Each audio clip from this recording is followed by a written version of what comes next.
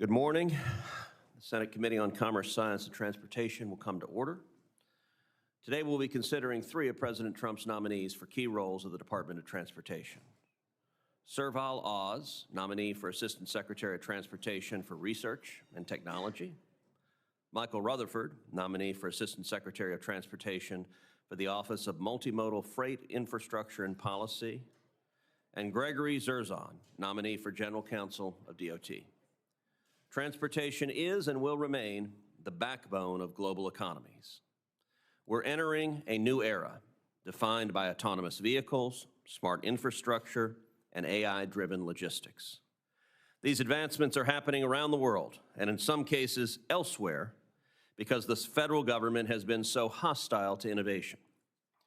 President Trump and Secretary Duffy are faced with a huge undertaking, having to fix the mistakes of the last 4 years by modernizing regulations and enhancing safety standards. To succeed, they need advisors who understand the promise and the complexity of what lies ahead. Today's nominees fit the bill. Ms. Oz is a pioneer in transportation technology. At Google, she helped develop autonomous vehicles.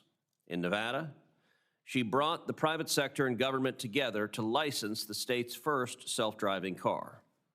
And as Assistant Secretary of Transportation for Research and Technology, a newly created role, she will help align DOT's research efforts for the next generation of transportation. Mr. Rutherford's experience with nearly every freight mode will serve him well as Assistant Secretary of Transportation for the Office of Multimodal Freight Infrastructure and Policy. At CSX, a major freight railroad, Mr. Rutherford led a 140-person team. He recognizes that optimized supply chains keep costs down for consumers.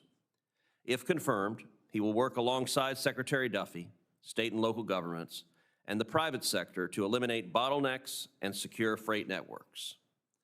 Finally, Mr. Zerzan brings valuable managerial experience from his time in both the legislative and executive branches. As the current acting solicitor for the Department of the Interior, he oversees a large team of political appointees and career civil servants. He'll do the same at DOT, providing impartial, strategic counsel to improve our skies, roadways, and waterways.